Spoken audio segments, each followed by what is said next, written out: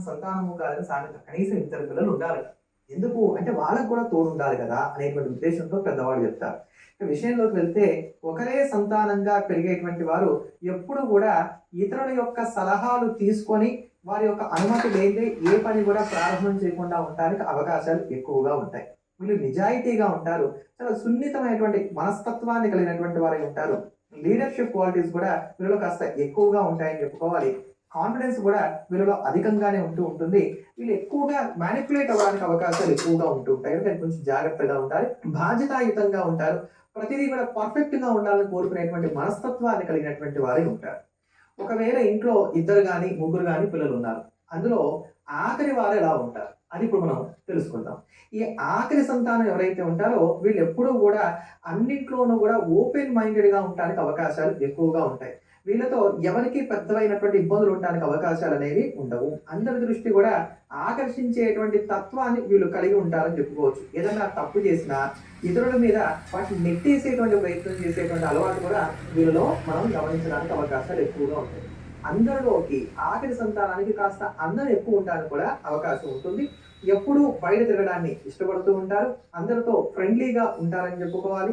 మంచి సర్కిల్‌ని కూడా వీళ్ళు మెయింటైన్ చేయడానికి అవకాశాలు ఎక్కువగా ఉంటాయి. మరి మధ్య సంతానం, నడిపోడు, నడిపిది ఇలా అంటూ ఉంటారు గదా! ఈ మధ్య సంతానం ఎలా ఉంటారు అనంటే గనక వీళ్ళని అందరూ కూడా కాస్త పక్కకి పెడుతూ ఉంటారు. వీళ్ళ మీద పెద్దగా ఎవరి యొక్క ఇంట్రెస్ట్ కూడా ఉండదు, దృష్టి పడదన్నమాట. అట్లా ఉంటారు వీళ్ళని చెప్పుకోవచ్చు. అయితే వీళ్ళ యొక్క మనస్తత్వం ప్రశాంతంగా ఉండేటువంటి మనస్తత్వంగా ఉండడానికి అవకాశాలు ఎక్కువగా. ఫ్రెండ్లీగా కూడా ఉండేటువంటి ప్రయత్నం చేస్తారు. అందరికీ చేదోడు వాదోడుగా ఉంటూ ఉంటారు. స్వతంత్ర భావాలు కూడా ఎక్కువగా ఉంటాయి. వీరు అందరికీ నచ్చడానికి అవకాశాలు కొంచెం తక్కువగా ఉంటాయి. కోపం కూడా ఎక్కువగా ఉంటుంది. అందరితోనూ త్వరగా గొడవ పడడానికి కూడా వీళ్ళకి అవకాశాలు ఎక్కువగా కనబడుతూ ఉంటాయని చెప్పని మనం చెప్పుకోవచ్చు. ఇంకా ఇంటికి పెద్దవాడు. అడవిలో మానయ్య అయినా పుట్టొచ్చు గానీ ఇంటికి పెద్ద కొడుకుగా పుట్టకూడదు అనేటువంటి ఒక సామెత కూడా ఉంది. కారణం ఏమిటి? అంటే బాధ్యతలు తీసుకునేటువంటి వారికి ఒకప్పుడు సంతానం ఎంతమంది ఉన్నారో అంతమంది కూడా ఈ పెద్దవాడే పోషించవలసినటువంటి స్థితి ఉండేది గనక అదే ఒకప్పటి మాట. ఇప్పుడు ఈ సామెతలు ఇవన్నీ కూడా అన్వయించుకోవడానికి అవకాశాలైతే లేవు. ఇప్పుడు పెద్దవాళ్ళైనా బాధ్యతగా ఉంటున్నారని చెప్పని మనం ఖచ్చితంగా చెప్పేటువంటి స్థితి, కాలము 2 కూడా లేవు. ఉన్నంతలో కొంత బాధ్యతాయుతంగా ఉండటానికి అవకాశాలు ఎక్కువగా ఉంటాయి. వీరిని ఎప్పుడు ఎవరో ఒకళ్ళు కొంత మోటివేట్ చేస్తూ ఉండడానికి కూడా అవకాశాలు ఉంటూ ఉంటాయి. వీరు అందరిని కూడా కంట్రోల్ చేసేటువంటి ప్రయత్నం చేస్తూ ఉంటారు.